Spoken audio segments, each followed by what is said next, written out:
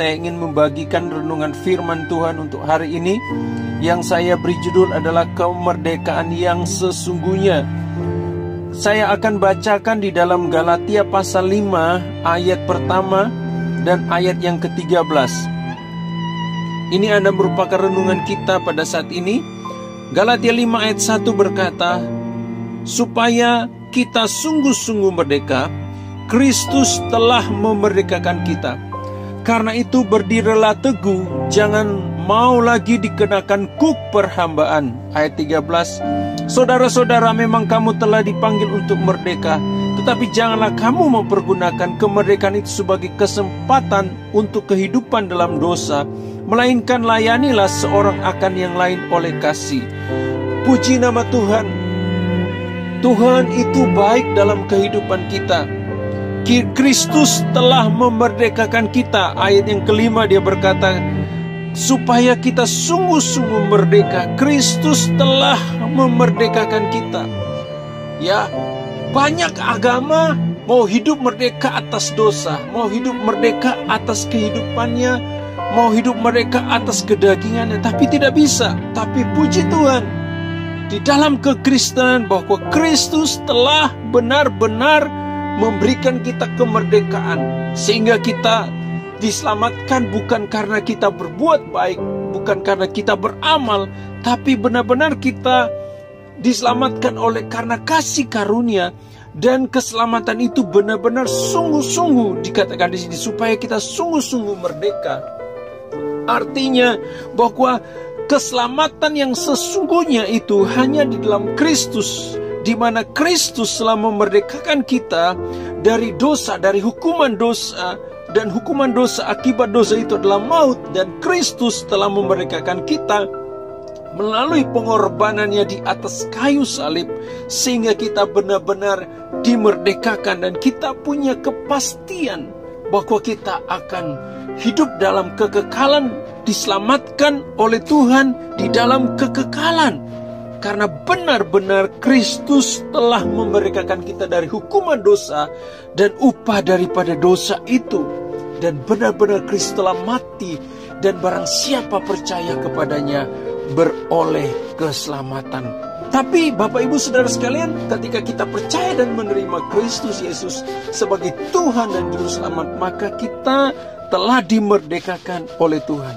Nah, karena kita sudah dimerdekakan, maka apakah yang harus kita lakukan ketika kita sudah dimerdekakan oleh Tuhan? Ketika Yesus telah memerdekakan kita dari tuntutan dosa, dari hukuman dosa, dari perhambaan dosa, apa yang harus kita lakukan? Di sini Rasul Paulus menyampaikan firman Tuhan, pesannya kepada jemaat Galatia. Bagaimana untuk jemaat Galatia benar-benar hidup di dalam kemerdekaannya sebagai orang yang percaya. Benar-benar harus hidup sebagai orang yang merdeka, karena Kristus benar-benar telah memerdekakan mereka. Dan ini akan kita pelajari pada saat ini, bahwa sekarang ini kita sudah percaya Yesus. Sekarang ini kita sudah menerima Yesus Kristus sebagai Tuhan dan Juru Selamat, dan menjadikan Dia sebagai Tuhan, dan kita sudah punya pengharapan untuk masuk dalam kerajaan sorga. Maka kita juga harus benar-benar mengisi kemerdekaan kita di hadapan Tuhan. Sama seperti bangsa Indonesia, saat ini kita sudah merdeka dari penjajahan pada waktu bertahun-tahun yang lalu. Dan Bapak Proklamator kita telah mengadakan proklamasi untuk bangsa kita bahwa kita lepas dari penjajahan. Pada waktu itu ada penjajahan Belanda, ada penjajahan Jepang. Dan sekarang kita sudah merdeka, tapi sebagai bangsa kita harus mengisi kemerdekaan itu dalam segi pembangunan dan sebagainya dan sebagainya. Demikian juga kehidupan kita. Kita sudah dimerdekakan oleh Kristus di kayu salib, pengorbanannya. Maka sekarang ini ketika kita mengikut Dia, kita percaya kepada Dia, maka kita harus mengisi kemerdekaan kita itu. Kita harus isi kemerdekaan kita, karena Kristus sungguh-sungguh telah memerdekakan kita. Pertanyaannya, Bagaimanakah kita mengisi kemerdekaan? Karena Kristus telah memerdekakan kita. Mari kita lihat dari pembacaan firman Tuhan tadi. Kita akan mendapatkan beberapa poin yang saya akan bagikan. Bagaimana hidup kita di dalam kita mengisi kemerdekaan yang Kristus telah lakukan di atas kayu salib. Yang pertama kita lihat ayat yang kelima, ayat pertama di sini katakan, supaya kita sungguh-sungguh merdeka, Kristus telah memerdekakan kita. Karena itu berdirilah teguh. Karena kita sudah diselamatkan, karena kita telah dimerdekakan oleh Kristus dan punya pengharapan untuk masuk surga, maka poin pertama adalah kita harus terus berdiri teguh di hadapan Tuhan.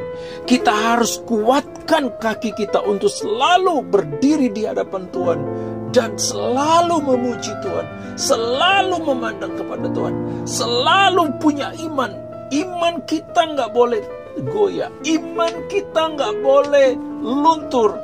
Banyak orang sekarang ini oleh karena masalah, oleh karena pandemi, oleh karena situasi keadaan, iman mereka goyah.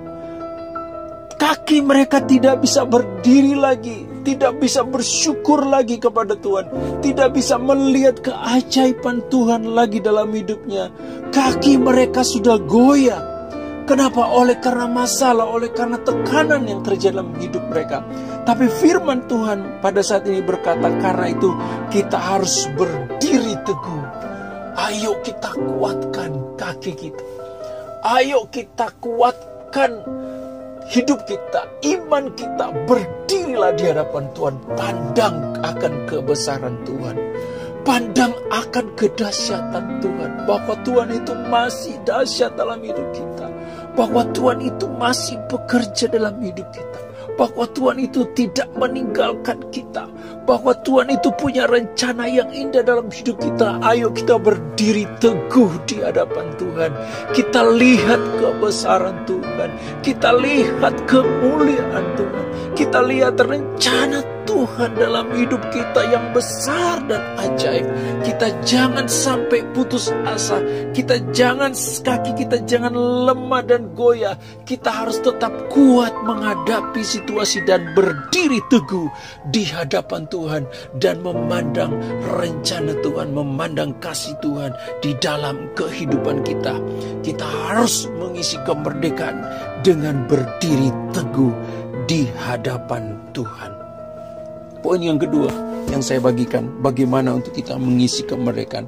Karena itu berdirilah teguh. Ini poin yang pertama.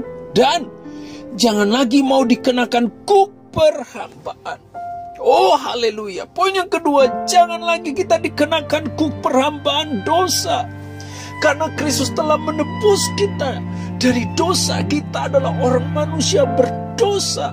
Wah, kita banyak sekali berbuat dosa. Dan oleh darah Kristus kita ditebus dan dijadikan Tuhan kudus dan layak di hadapan Tuhan. Ketika kita menerima Dia sebagai Tuhan dan Juru Selamat, kita dijadikan Tuhan lahir baru sebagai anak Tuhan, anak kesayangannya Tuhan. Itu sebabnya kita jangan lagi diperhamba oleh kukuk dosa kita. Dulu kita memang hamba dosa, maka sekarang kita tidak boleh lagi hidup di dalam hamba dosa.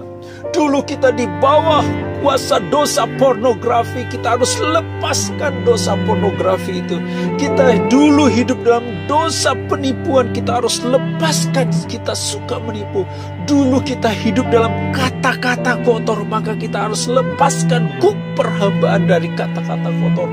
Dulu kita suka mengata-ngatai orang, suka membenci, maka kita harus lepaskan kuasa membenci itu dan kita menerima kuasa pengampunan dari Tuhan. Jangan lagi kita hidup dalam kuk perhambaan dosa, karena Kristus telah memerdekakan kita dari dosa kita. Oh, firman Tuhan katakan jangan lagi kita diperambakan oleh kuk perhambaan. Kuk dosa itu, jangan lagi dosa itu mengikat kita. Dalam nama Yesus, mari Saya berkata kepada kita semua, kepada Anda, dalam nama Yesus, perhambaan dosa itu dilepaskan dalam kehidupanmu. Dilepaskan dalam nama Yesus. Oh, Anda harus melepaskan kebiasaan. Minta kekuatan Tuhan.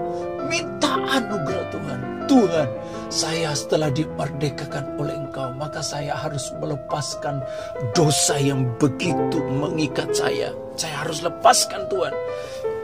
Karena saya sudah dimerdekakan oleh Tuhan. Banyak orang tidak mau mengerti. Yang penting saya sudah percaya Yesus kok. Yang penting saya percaya Yesus kok. Yang penting saya percaya saya akan diselamatkan. Iya, memang kita diselamatkan. Tapi kita ini harus hidup. Jangan lagi dalam dosa. Kita jangan hidup lagi dalam perhambaan dosa. Masih ada beban yang mengikat kita. Ayo kita lepaskan beban yang begitu merintangi kita, untuk kita mengisi kemerdekaan bersama dengan Tuhan. Oh haleluya. Jangan hidup lagi dalam perhambaan dosa, perhambaan masalah tekanan, stres, depresi dalam hidup kita. Tapi benar-benar kita akan menjadi orang yang merdeka. Haleluya. Poin yang ketiga, bagaimana untuk kita mengisi kemerdekaan yang Tuhan telah lakukan dalam kehidupan kita melalui pengorbanannya di kayu salib. Ayat 13 berkata begini. Dia berkata, saudara-saudara, memang kamu telah dipanggil untuk merdeka, tetapi janganlah kamu mempergunakan kemerdekaan itu sebagai kesempatan untuk kehidupan di dalam dosa. Layanilah seorang, melainkan layani seorang yang lain akan kasih. Jangan berpikir karena saya hidup di dalam anugerah, kalau saya berbuat dosa maka saya akan dapat pengampunan. Memang, tapi firman Tuhan bilang janganlah kamu mempergunakan kemerdekaan itu sebagai kesempatan untuk berbuat dosa. Ada orang berkata, kita sudah hidup dalam kemerdekaan Indonesia dari penjajahan. Jadi ya saya bebas, saya mau bebas untuk saya mau hidup dalam melakukan hukum mau jual narkoba, mau membunuh, mau apa segala, saya bisa lakukan. Tidak, Bapak Ibu Saudara sekalian. Walaupun kita sudah merdeka di bangsa Indonesia, tapi kita ada hukum Indonesia. Hukum negara kita masih berlaku dalam hidup kita. Demikian juga kita jangan berkata, Kristus telah memerdekakan saya, Kristus telah mengampuni saya, kok saya bisa minggu ini, hari ini saya bisa berbuat dosa, nanti hari Minggu saya akan bertobat, saya minta pengampunan dari Tuhan. Jangan kita berpikir seperti itu. Memang Tuhan bisa mengampuni, tapi konsep itu jangan. Tapi benar-benar kemerdekaan yang Tuhan berikan kepada kita, kita berikan kesempatan itu untuk melakukan yang terbaik bagi Tuhan, melayani orang lain. Ya, jangan mempergunakan kemerdekaan kita ini untuk berbuat dosa. Mentang-mentang kita orang Kristen, kita menjadi orang Kristen yang penipu. Mentang-mentang jadi orang Kristen, menjadi orang Kristen yang suka marah di kantor, di rumah, dimanapun. Kita menjadi orang Kristen. Orang bilang orang Kristen itu orang baik, tapi kita tidak menjadi orang yang baik. Kita harus mencerminkan kemerdekaan di dalam kehidupan kita, karena Kristus telah memerdekakan kita. Jangan mempergunakan kemerdekaan Kristus sebagai kesempatan untuk kehidupan di dalam dosa.